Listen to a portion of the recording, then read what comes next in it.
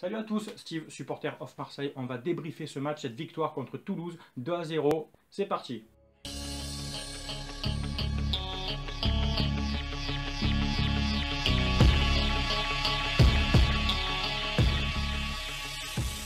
Bon alors, comme d'habitude avec moi pour commencer, l'ambiance.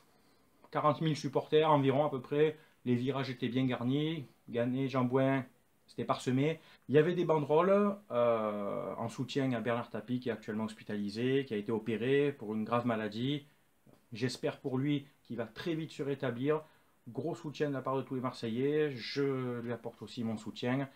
Et beaucoup de force, beaucoup de courage à cet homme qui a une grosse force de caractère et qui, j'espère, se remettra vite de cette maladie. Avant de commencer mon débrief, je vais passer un petit coup de gueule.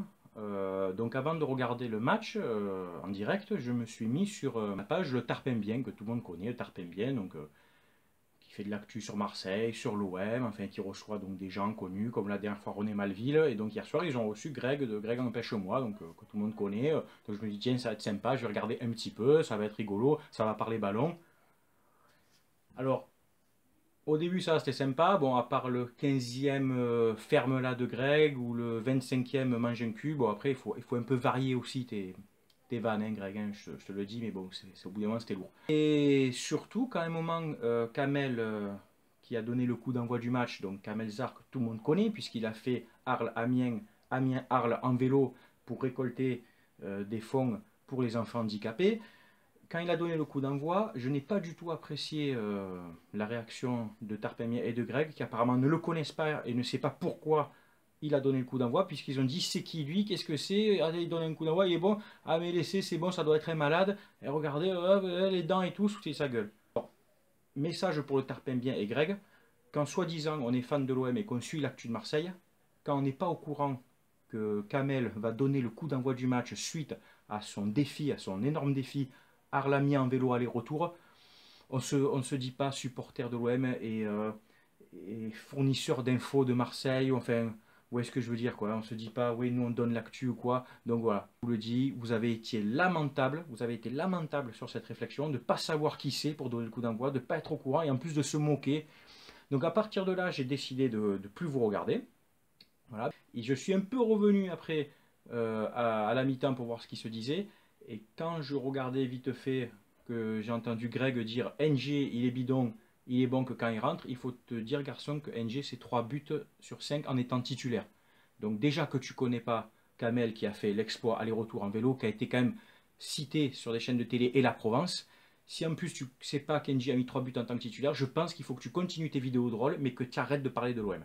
Donc voilà, c'était mon petit coup de gueule. Maintenant, on va parler du match et de sa compo. Donc Rudy Garcia nous a sorti un 4-2-3-1 encore, donc un 4-2-3-1 qui marche encore, avec donc Mandanda le retour dans les buts, classique. Amavi à gauche qui a mis Evra en tribune, donc il avait une belle vue, hein. Evra a bien dû apprécier le match, et surtout la qualité d'un arrière-gauche. Rami Rolando en défense centrale, ça a été costaud. Les deux, hein, je mets les deux dans la même notation, on va dire, hein. Les deux ont fait leur match. Rami dans l'impact, propre, les relances, Rolando pareil, a récupéré pas mal de ballons. Donc les deux défenseurs centraux, pas de problème. Et Sakai à droite qui a fait encore un match à la Sakai, c'est-à-dire sérieux, appliqué, physique. En deuxième mi-temps, qui a été un peu plus discret sur les phases offensives, mais qui a fait son boulot de A à Z comme d'habitude. Donc le milieu de terrain, donc Gustavo Zambo, comme lors du dernier match, ça a été très costaud. En mieux, en plus, je pense, un des meilleurs matchs de Zambo en milieu de terrain. Gustavo qui avait plus une tâche, on va dire, défensive, et Zambo qui était plus à la récupération sur le milieu de terrain et à porter le ballon un peu plus haut pour apporter des fois le surnombre et un peu d'impact. Les deux ont fait leur match, c'était impeccable. Quand on me dit que le 4-2-3-1 est plus défensif que le 4-3-3, je ne suis pas d'accord, puisque le 4-2-3-1, pardon, on voit très bien qu'il y a 4 réels joueurs offensifs qui étaient donc hier au Campos, Payet, Thauvin, NG en pointe. Le 4-3-3, les deux milieux récupérateurs qui sont souvent Lopez Sanson ou Lopez Anguissa, rarement l'un des deux prend part aux animations offensives et se met en numéro 10 comme Payet le fait là quand il joue en 4-2-3-1. Donc je suis désolé, pour moi le 4-2-3-1 est plus offensif qu'un 4-3-3. Ou alors il faut avoir des joueurs pour jouer en 4-3-3 qui ont cette capacité de se projeter au milieu de terrain, de combler ce trou, j'en avais déjà parlé, entre la ligne offensive et le 4-3-3, où des fois il y a 30 mètres d'écart. Donc voilà, on n'est pas en capacité pour l'instant de jouer comme ça. Peut-être que ça viendra après si les joueurs développent cette technique. À la limite, si c'est pas Anguissa, on peut mettre Gustavo et Sanson. Sanson qui apportera un peu plus de touches techniques que Anguissa, mais moins d'impact physique. Éventuellement Lopez, mais Lopez qui est vraiment un peu plus gabarit, un peu plus frêle, qui aura de la technique aussi, mais est-ce qu'il tiendra tout un match à faire des efforts défensifs? À voir. Pour en venir au cas vainqueur, donc dans un 4-2-3-1, vainqueur Gustavo nous aurait apporté énormément. Le fait de ne plus avoir vainqueur, on s'aperçoit que dans le 4-2-3-1, il aurait fallu le garder et Anguissa aurait été le remplaçant d'un des deux. Ensuite, on va parler des joueurs offensifs. Donc Payet en 10, dans son réel poste, en meneur de jeu. Il avait une certaine liberté, il pouvait à un moment se retrouver à gauche, à droite. Même en 10, il pouvait distribuer à gauche, à droite, sur Amavi, sur Thauvin ou devant. Voilà, c'est son réel poste. Payet, il faut le laisser dans ce poste-là. C'est là où il s'épanouit le plus. Un bon match de Payet qu'on a retrouvé beaucoup plus en jambes, beaucoup plus dans la percussion. Il a tenté des frappes, il a créé des espaces. Globalement, c'est un bon match. C'est pas encore le meilleur Payet qu'on a eu, mais c'est un bon match. Petit message pour la LFP qui apparemment n'a pas attribué la passe décisive de Payet sur son corner, sur le but d'Ocampos. Donc apparemment, le ballon qui est arrivé sur Ocampos est venu de nulle part. Personne n'a tiré le corner, il est arrivé tout seul. Certes, Ocampos met le but avec un peu de réussite, mais le ballon lui arrive dessus sur un corner quand même. Donc la LFP, plus rien ne me surprend de cette institution suceur officielle du PSG. Quand Neymar fait une passe pas tout à fait décisive ou quand Mbappé la remet de la main, on lui attribue, mais quand Payet tire un corner, on ne lui attribue pas. C'est pas grave, on n'est pas à ça près. Ensuite, Thauvin sur le couloir droit, qui a fait un très bon match aussi, qui a des fois aussi un peu permuté avec Ocampos, qui s'est retrouvé des fois à gauche. Très beau match de Thauvin, donc dans son style, dans la perforation dans la surface. Remise un peu par Ocampos, peut-être involontairement ou pas, mais bon, en tout cas, ça fait un beau but. Il a ouvert le score. Donc voilà, bon match de Thauvin. Globalement, rien à dire, hein, pas trop de déchets techniques. Voilà, il a donné aussi des bons ballons. Campos, donc j'ai été agréablement surpris par son match. D'habitude, je n'aime pas trop ce joueur, mais là, on peut dire, il faut reconnaître qu'il s'est battu sur tous les ballons. Il a fait vraiment un match complet.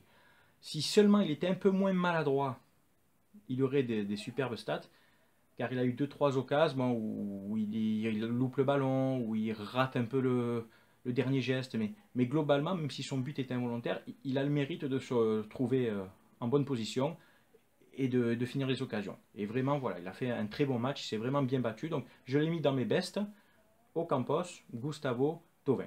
J'aurais pu mettre aussi Anguissa, et enfin après N'Ji devant qui a fait une très grosse entame de match, hein. Beaucoup de vitesse, beaucoup de percussions, des dribbles, des fois ratés, mais il apporte. Quelques frappes, malheureusement, ou stoppées par le gardien à fond, ou sa dernière occasion, malheureusement, qui part dans les nuages, c'est dommage. Mais pour moi, un bon match d'N'Ji qui a apporté de la vitesse, qui a beaucoup permuté aussi. Il s'est retrouvé des fois à droite sur le couloir de Thauvin. Et Ocampos se retrouvait en 9 devant. Voilà, ça a bougé pas mal. On voit qu'avec ce 4-2-3-1, avec Ocampos, N'Ji, Thauvin, ça bouge beaucoup devant. On a même vu plus souvent Ocampos devant que sur son couloir gauche qui lui était dédié à la base. Bonne tactique de jeu. Attention, comme je dis, c'est que Toulouse. Alors je ne remets pas en question la victoire de l'OM, mais c'est que Toulouse. Voyons si ce 4-2-3-1 fonctionne bien contre des équipes comme Nice, et après on verra plus tard contre le PSG. Mais voilà, c'est 3 points de prix, un clean sheet. On revient à la 5e place, à 2 points du 3e. On est dans une bonne dynamique. C'est tout pour mon débrief, rien à dire de plus. Vous pouvez continuer à me suivre sur ma page Facebook, Steve Supporter of Marseille, ou sur mon Twitter, Sup of Marseille. Ici, on parle foot. On n'est pas là pour dire des conneries. On rigole, c'est sûr. Mais ici, on parle tactique, on parle ballon. Merci à tous pour les nouveaux arrivants. À très bientôt. Bonne semaine. Ciao, ciao.